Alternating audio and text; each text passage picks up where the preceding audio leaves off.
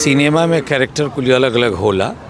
एगो फनी कैरेक्टर बा लेकिन बहुत मार्मिक बा और विशेष ही बा कि एकरा के एगो ताना बाना बुनल बा कि इंटरटेनिंग होके लोग के पसंद आवे। फिल्म तो बहुत ही पारिवारिक और कॉमेडी और एक्शन भी बाई में सब कुछ एमरुआ के समावेश मिली और फिल्म में एक बहुत ही खूबसूरत कैरेक्टर के पिरोल गई बा।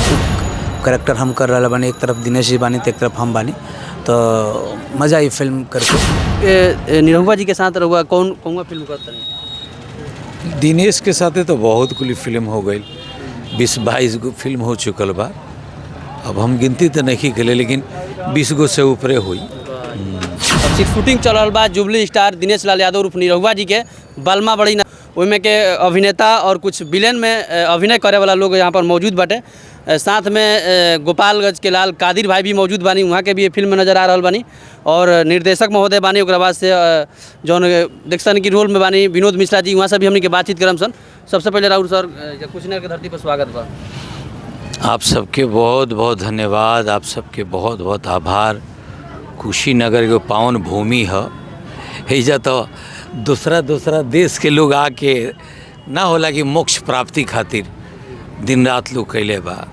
हमने के खुशी के बात बा कि हमने के लगे बौद्ध के वो भूमि बा जहाँ वहाँ के अपना शरीर के अंत कैले बनी, अपना जीवन का अंत कैले बनी। तो हमने खातिर पावन भूमि बा, ये पावन अवसर बा।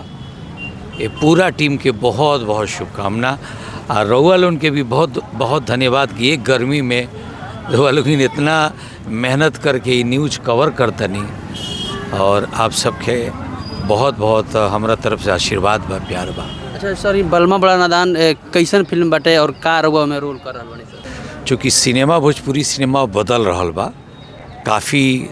सबसे बड़ा बात तो ये बा कि सिनेमा हॉल जौन बंद भइल बा ओकरा बाद से बहुत दिन से सास बहुत चलत रहला, लेकिन अब थोड़ा सा डिफरेंट सिनेमा आ रहा बा और एकरा के रउआ जब देखे तो बताएब हमनी के मेहनत कैसन लागल।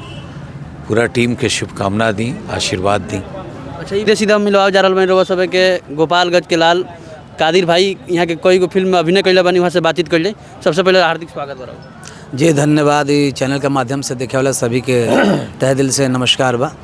अच्छा, कैसन फिल्म बाटे और फिल्म में रउआ का रोल कर रहा?